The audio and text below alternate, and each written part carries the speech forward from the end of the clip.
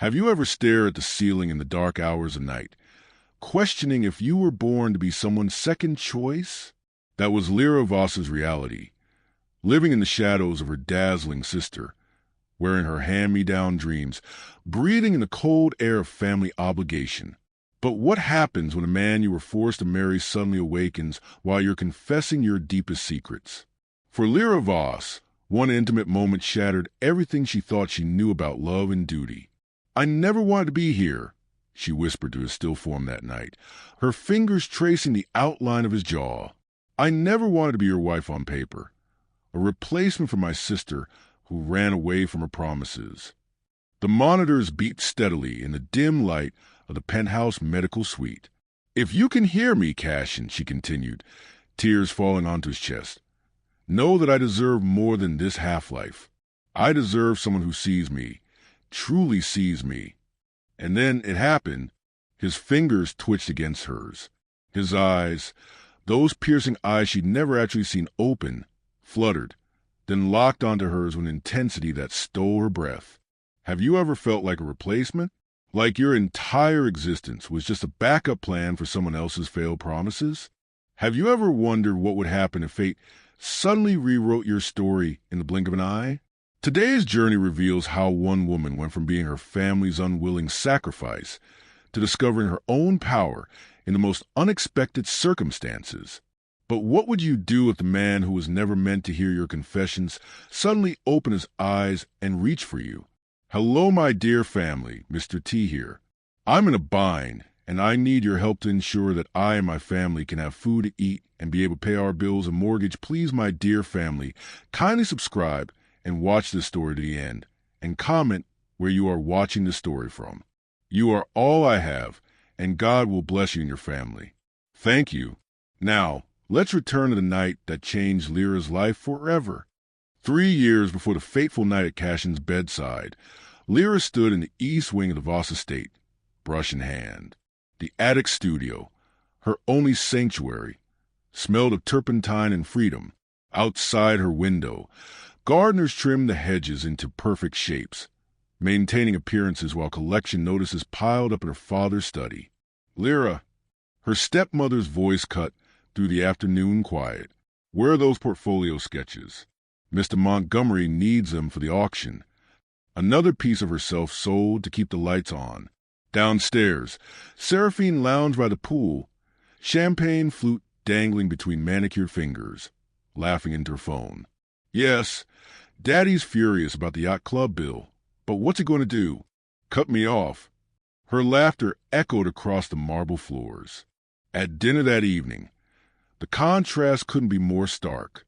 Seraphine in designer silk, Lyra in a simple cotton dress she'd mended 3 times. Their father, Edmund Voss, studied the financial papers with bloodshot eyes.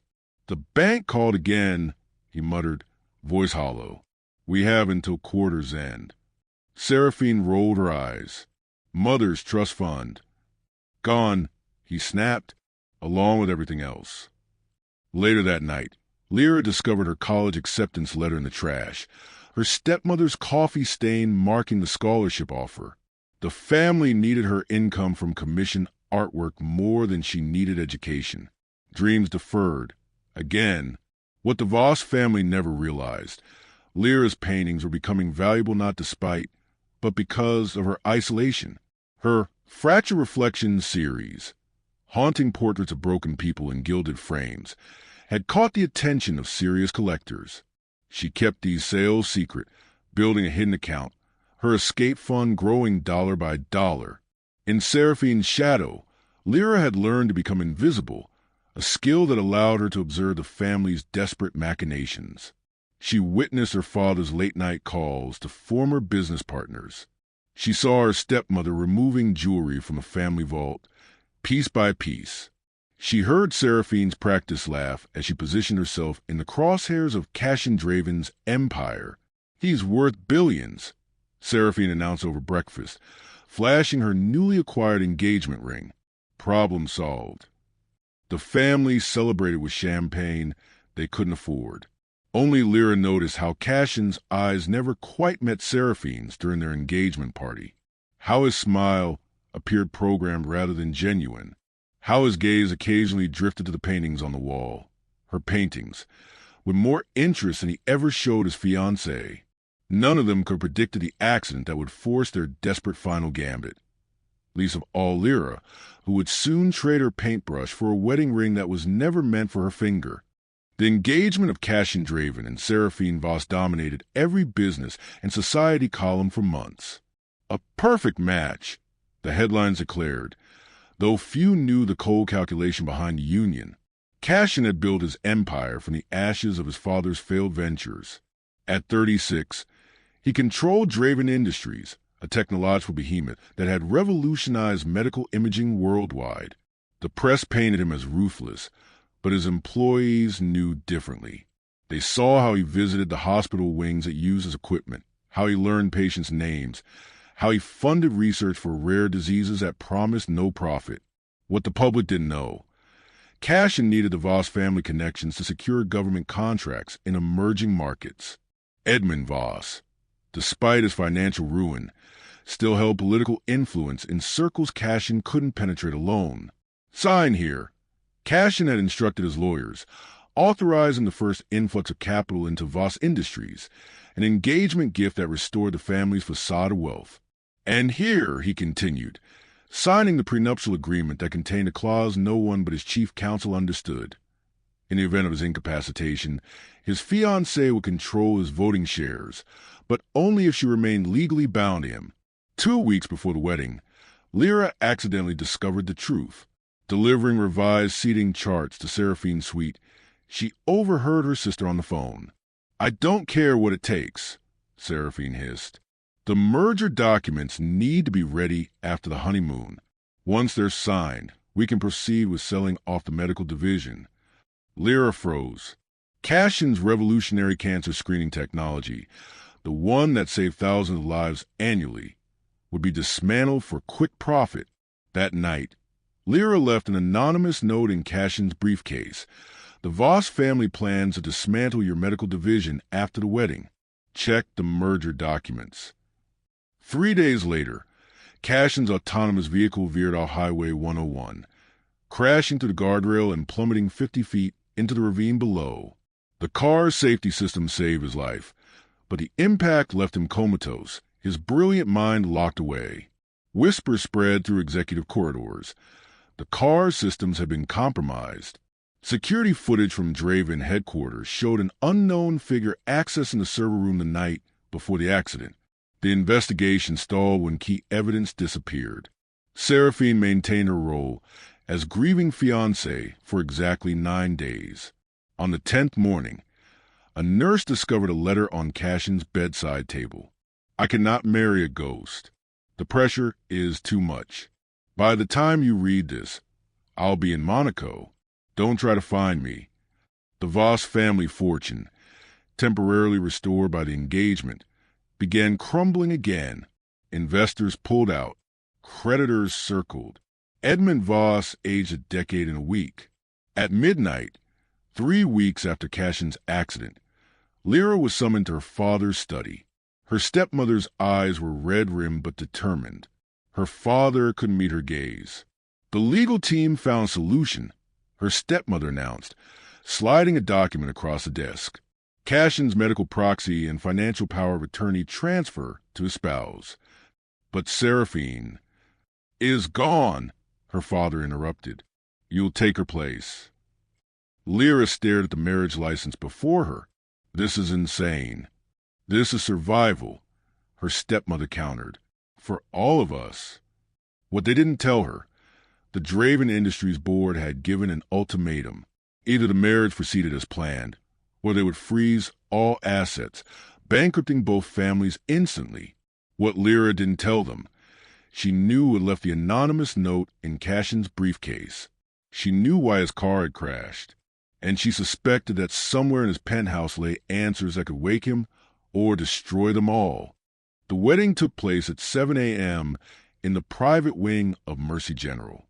No flowers, no music, just a mechanical hum of medical equipment marking the rhythm where wedding marches should have been.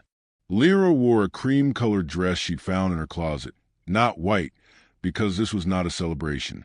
The hospital chaplain recited vows, while a notary and two nurses served as witnesses. Cashin's hand, warm but limp, was placed in hers by a nurse with pitying eyes. "I now pronounce you husband and wife," the chaplain declared to the unconscious groom and his reluctant bride. No kiss sealed this union, only the beep of the heart monitor acknowledging another day of borrowed time. By noon, Lyra's belongings had been moved to Cashin's penthouse on the 57th floor of the Draven Tower. Floor-to-ceiling windows offered views of the entire city, yet Lyra had never felt more confined. Mrs. Draven, the house manager, greeted her, the name feeling like a foreign language on her ears. "Your biometrics have been added to the security system." Mr. Draven's medical team arrives at 8 each morning. That evening, a tall figure appeared in the doorway of the master bedroom, where she'd been arranging her few possessions. Victor Hale, he introduced himself, not offering his hand. His eyes, sharp, calculating, assessed her with unconcealed suspicion. Cashin's chief of security and second in command. "I know who you are," Lyra replied. "The man who had been investigating the accident. The man who had access to the security footage that mysteriously disappeared. Do you?" His gaze held hers. "Interesting, because I'm still trying to figure out who you are." The forgotten Voss sister, suddenly thrust into the spotlight. He placed a tablet on the bedside table. "Cashin returns home tomorrow. His medical suite is prepared. You'll be briefed on his care regime in the morning. Before leaving," he paused, "the cameras in this penthouse record everything except the bathrooms. For your privacy." The message was clear. She was being watched. Days blended into a routine.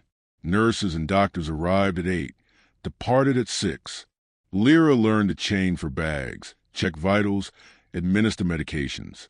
During the hours between, she found herself talking to Cashin, at first awkwardly, then with increasing candor. "I never wanted this," she told him on the 7th day, adjusting his pillows. "But I didn't want you to die either." She brought her easel into his room, painting as she spoke about her childhood, her art, her hidden bank account with promise of escape. "Your company is developing technology that could save millions," she said, while mixing colors. "Did you know Seraphine planned to sell it off? Is that why your car crashed?" The penthouse became both sanctuary and prison. Victor appeared without warning, asking questions that seemed innocent but felt like traps. "You seem to care for him," he observed one evening, finding her reading aloud from Cashin's favorite book, information she discovered in his nightstand journal. "He's a human being," she replied. "He's also the man who controls $30 billion in assets that you now manage," Victor countered. "Assets many would kill to control. Have you ever felt trapped in a life that wasn't yours? Have you walked halls that echo with someone else's dreams? Drop a comment below with the word caged if you've ever felt forced to wear a mask that wasn't meant for your face. Our Soul Thread community is here to listen, and what happens next in Lyra's story might just show you how to break free. 1 month into their paper marriage, a storm lashed against the penthouse windows. Lightning transformed the cityscape into a pulsing electric canvas. The power flickered once, twice, then surrendered to darkness. The emergency generator hummed to life, casting Cashin's medical suite in an amber glow that softened the clinical edges of machines and monitors. Lyra sat beside him, watching shadows dance across his face, a face she now knew as intimately as her own reflection. The strong jaw she cleaned each morning, the lips she'd applied balm to, the closed eyes she'd wondered about. "What color are they?" she whispered, the storm's fury masking her words from Victor's ever-present surveillance. "Your eyes. Everyone talks about how they can cut through boardroom resistance with a single glance, but no one ever mentioned their color." The thunder rolled, closer now. "The nurses think I'm crazy for talking to you like this." She tucked the blanket around him, her fingers lingering on his chest. "Maybe I am. Maybe this whole situation has finally broken something in me." Lyra moved to the window, pressing her palm against the cold glass. "I found your research files today. The cancer screening technology, it's revolutionary. All those children it could save. Her voice caught. That's why I did it, you know? That's why I left that note in your briefcase. The confession hung in the air, heavy with implications. I never thought. She turned back to him, tears streaming now. I never imagined someone would tamper with your car. I was just trying to warn you about Seraphine's plans. She returned to his bedside, kneeling so their faces were level. I'm sorry, Cashin. I'm so sorry. Without thinking, she reached out, tracing the outline of his face with trembling fingers. Her touch wandered to his neck, feeling his pulse, strong despite everything. Her hand drifted lower, over the cotton of his shirt, feeling the warmth of his skin beneath. Even like this, there's something about you that feels alive. The words escaped in a whisper. Lightning crashed directly overhead, illuminating the room in harsh white light. In that frozen moment, Lyra acted on impulse rather than reason. She leaned forward and pressed her lips to his. The kiss was gentle, almost reverent, a connection she hadn't permitted herself to imagine. His lips were softer than she expected, warm despite his condition. Something electric passed between them, something that had nothing to do with the storm outside. When she pulled back, his eyelashes fluttered. Lyra froze, certain she'd imagined it. Then it happened again, a definite movement. Cashin! Her heart hammered against her ribs. Can you hear me? His fingers twitched against the sheet. Then, like a miracle rendered in slow motion, his eyes opened, revealing irises the color of storm clouds, focused directly on her. You, he whispered, voice rough from disuse. His hand lifted, weakly at first, then with gathering strength as it found her cheek. It was you all along. I don't understand. Your voice. In the darkness, it was the only thing I could hold on to. His fingers tangled in her hair, drawing her closer with surprising strength. This time, when their lips met, both were willing participants. The kiss deepened, igniting something primal and urgent between them. His other hand found her waist, pulling her onto the bed beside him. This is impossible. Lyra gasped as his lips traced a path down her neck. You've been unconscious for her. I heard everything, he murmured against her skin. Every word, every confession. I just couldn't reach you. The machines around them beeped in protest as sensors were displaced. Neither paid attention. His hands mapped her body with reverent urgency, as if making up for lost time. She responded in kind, helping him remove barriers of fabric between them. In the amber half-light, they discovered each other. His weakened state made their connection slower, more deliberate, focusing on sensation rather than power. Her artist hands memorized the planes of his body, creating a masterpiece of touch and response. Each breath, each caress, each whispered encouragement built towards something transcendent. When they finally came together, the storm outside matched the one they created within. Lightning illuminated their entwined forms in flashes of silver, casting beautiful shadows on the walls. The thunder swallowed their voices as they called out each other's names. In the aftermath, breathless and transformed, they lay facing each other. Cashin traced her features with newfound wonder. My wife, he said, testing the word that had been a legal fiction until this moment. This changes everything, Lyra whispered, reality beginning to intrude. Good. His eyes, those storm-gray eyes now fully alert, held hers with an intensity that made her shiver. Because nothing about our beginning was real. But this, he pressed his lips to her forehead, this is the truest thing I've ever felt. Outside, the storm began to recede, unaware it had witnessed the birth of something far more powerful than itself. Morning light filtered through the half-drawn curtains, painting gold streaks across the rumpled sheets. Lyra woke first, momentarily disoriented by the unfamiliar weight of an arm draped across her waist. The events of the night rushed back. The storm, the confession, the awakening, the passion. Cashin Draven was no longer unconscious. She studied him in sleep, The dark stubble along his jaw, the slight furrow between his brows, the rhythmic rise and fall of his chest that now happened without mechanical assistance. When his eyes opened, that stormy gray intensity focused immediately on her face. "You're still here," he murmured, voice rough with sleep. "I was afraid I'd dreamed you." "Where else would I go?" she asked, suddenly aware of their nakedness beneath the sheets. "This is your home." "Our home," he corrected. However unconventionally we arrived at that arrangement. They dressed in awkward silence, the intimacy at night giving way to the practical realities of day. The medical equipment still surrounded them, a stark reminder of the circumstances that had brought them together. Over coffee that Lyra prepared, her first time making it for two, Cashin watched her with unnerving focus. "You paint," he stated, nodding toward her easel in the corner. "The texture of your fingers gave it away before I could see." Lyra nearly dropped her mug. "You could feel that? While you were comatose." His lips curved into a wry smile. "I was trapped in darkness, but not without sensation. Your touch was different from the nurse's, more intentional, like you were trying to memorize me." Heat climbed her cheeks. "I needed to understand who I was legally bound to. And what did you learn?" "That you're more complicated than the ruthless businessman everyone describes."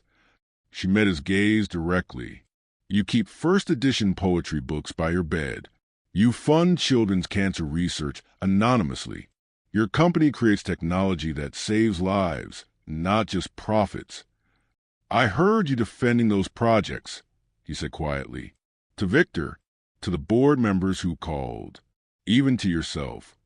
The medical team arrived then, interrupting their fragile moment with exclamations of shock and joy at Cashin's miraculous recovery.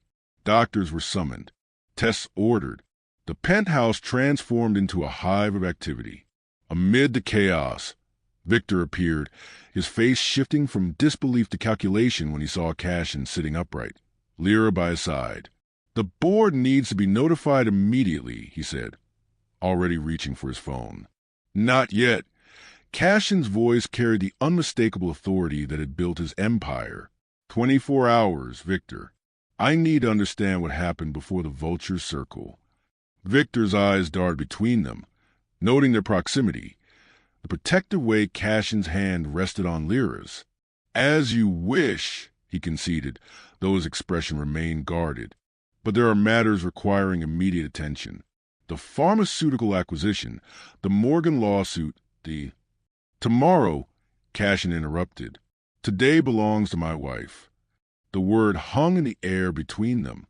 Wife, not caretaker, not replacement. Wife. When they were finally alone again, Cashin pulled Lyra onto the balcony, away from listening devices. "The accident wasn't random," he said, his fingers lacing with hers. "Someone wanted control of Draven Industries badly enough to kill for it. Seraphine wanted to sell off your medical division." Lyra admitted. "That's why I left a note." "I know." His thumb traced circles on her palm. "I read it minutes before the crash. I was coming to find you when it happened." The revelation struck her like physical blow. "Then I'm responsible." "No." His hands cupped her face. "You tried to warn me. Someone else ensured I couldn't act on that warning." That afternoon, while doctors continued their examinations, Lyra made a decision. She collected her hidden paintings, the ones she kept from her family, and hung them throughout the penthouse. "What are you doing?" Victor asked, finding her adjusting a particularly haunting piece in the entryway. "Making this feel like home," she replied, not bothering to look at him. "My home, too." Something shifted in Victor's expression. Respect, perhaps, or recalculation. "He's different with you," he observed, less guarded. "Is that a problem?" "It's an advantage for someone." That night, Cashin found her in the makeshift studio she created in the spare bedroom. Without words, he wrapped his arms around her from behind, pressing his lips to the curve where her neck met her shoulder. The paintbrush fell from her fingers as she turned in his embrace. Their second night together held none of the hesitation of the first. Each touch was deliberate, Each whispered endearment, earned rather than offered in the heat of surprise. They learned each other's bodies with the focused attention of artists studying masterpieces, finding hidden responses, memorizing secret places that made breath catch and eyes close in pleasure. In the glow of moonlight, he traced the curve of her spine with reverent fingers. "I never expected this," he confessed against her skin. To find connection in an arrangement meant only for business. Life's most profound moments often arrive disguised as accidents, she whispered back, guiding his mouth to hers once more. Has your life ever changed in an instant? That moment when everything you thought you knew about yourself, about your future, gets completely rewritten? Comment, awakened, below if you experienced that lightning strike of transformation, when something you never chose became the very thing that set you free. 3 weeks after Cashin's awakening, Draven Industries announced his miraculous recovery. The stock soared. Medical journals requested interviews about his unprecedented neurological rebound. The board scheduled a gala celebration to welcome back their visionary leader. The night of the gala, Lyra stood before the bedroom mirror in a midnight blue gown she designed herself. Cashin approached from behind, sliding a velvet box into her hands. "Open it," he whispered. Inside lay a platinum necklace adorned with sapphires that matched her eyes. Not a lone piece from a company vault, but a custom creation. "It's yours," he said, fastening it around her neck. "Not the company's, not the Voss family's. Yours alone."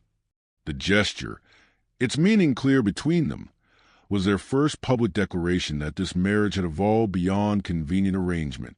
They never made it to the gala. The elevator doors opened to penthouse foyer, revealing a figure lounging on their sofa, champagne glass in hand. "Surprise!" Seraphine purred, her diamond-crusted stilettos propped on their coffee table. "Did you miss me, darling?" Lyra's hand tightened around Cashin's arm, his body tense like a steel wire. "How did you get in here?" he demanded, positioning himself slightly in front of Lyra. Victor was most accommodating. Seraphine rose in a fluid motion, her white designer dress emphasizing her feline grace. "Once I explained our little misunderstanding. You abandoned him while he was dying," Lyra said, finding her voice. "That's not a misunderstanding." Seraphine's laugh echoed against the high ceilings. "Oh, my dutiful little sister. Always so literal." She approached Cashin, running her finger down his lapel. "I left to protect our interests. The board was making moves. I needed leverage." "Step back," Cashin warned, removing her hand. Seraphine's eyes narrowed at the rejection, then shifted to the necklace at Lyra's throat. "Playing dress-up with my jewelry, little mouse? How charming." "It's not yours," Lyra replied. "Nothing here is." Seraphine circled them like a predator assessing prey. "The prenuptial agreement was with me, Cashin. Our marriage contract was voided when you left," he interrupted. "The legal team confirmed it weeks ago. Legalities can be adjusted." Seraphine waved dismissively. "We had plans, remember? The Asian expansion, the pharmaceutical acquisitions." Her voice dropped to a seductive whisper. "The nights in Bali?" Cashin remained unmoved. "Plans change." "Do they?" Seraphine extracted a phone, playing a video of Cashin and herself in intimate conversation from before the accident. "The board might be interested to know you promised me control of the medical division. That recording could be problematic for shareholder confidence." Lyra watched understanding dawn on Cashin's face. Seraphine had orchestrated everything from the beginning. The engagement, the leaked merger plans, perhaps even the accident. "Get out," Lyra said quietly. Seraphine laughed. "Excuse me?" "Get out." Lyra stepped forward, no longer hiding behind Cashin. "You don't belong here." "This was always my place," Seraphine hissed. "My fiancé, my future. You were nothing but a convenient placeholder." In one swift motion, Lyra took the champagne glass from Seraphine's hand and emptied it onto the white dress. "No, I was the one who stayed, who read to him for hours, who fought for his medical projects when vultures tried to dismantle them, who loved the man, not his empire. Seraphine's face contorted with rage. You little... The security team is on their way up, Cashin interrupted, phone in hand. You can leave with dignity or be escorted out. Your choice. Seraphine gathered her designer purse, her smile brittle. This isn't over. Family stand with family. Lyra, remember whose side you should be on. I've chosen my side, Lyra replied, reaching for Cashin's hand. For the first time in my life, I've chosen for myself. The aftermath of Seraphine's visit left the penthouse eerily quiet.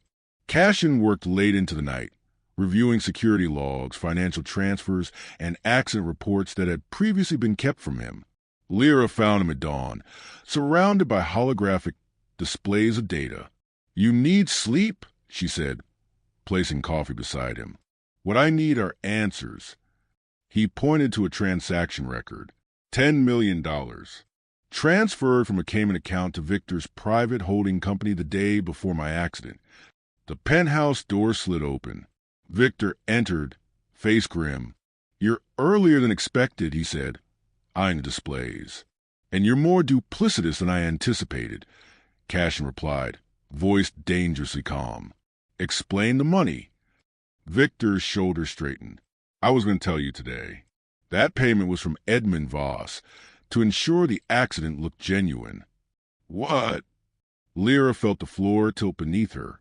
Your father orchestrated everything. He needed Cashin incapacitated but alive to access the emergency trust protocols. Victor extracted a small drive.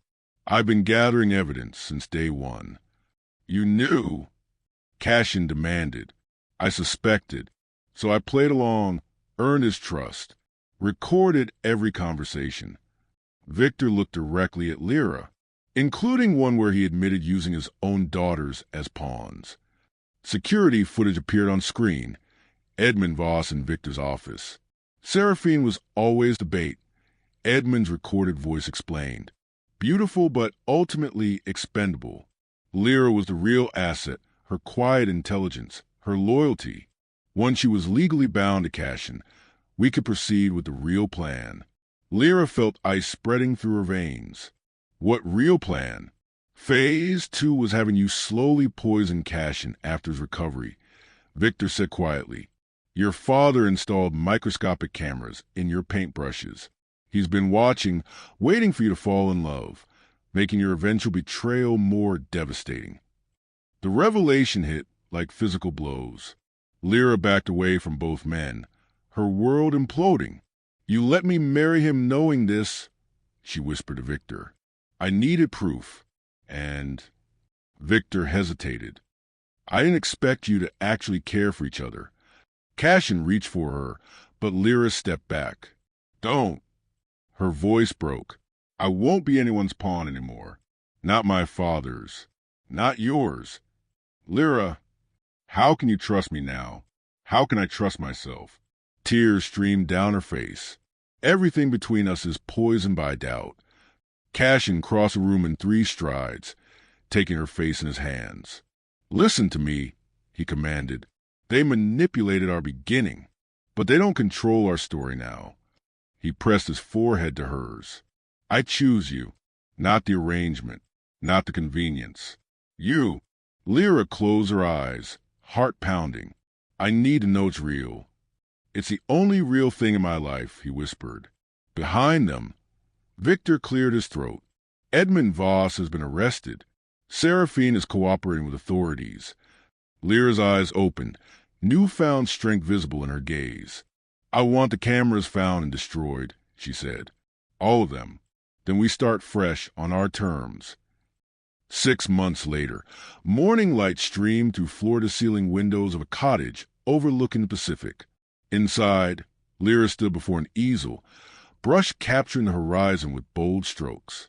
Her latest collection, Awakening, had sold out in 3 days, establishing her as a formidable artist independent of the Draven name. Behind her, Cashin entered with 2 coffee mugs, pausing to admire both her work and the woman herself. The gallery called, he said, setting her mug on a nearby table. They want 20 more pieces by fall. Lyra smiled without turning. They'll get 10. Quality over quantity. Her confidence, earned through months of rebuilding herself, was now her most striking feature. The timid sister had transformed into a woman who negotiated her own contracts, who spoke at board meetings with authority, who had testified against her father without flinching. Cash approached, wrapping his arms around her waist. Ready for today? On the table between them lay a document. Their original marriage certificate, obtained through Victor's connections. Beside it sat a lighter and a new document. Divorce papers.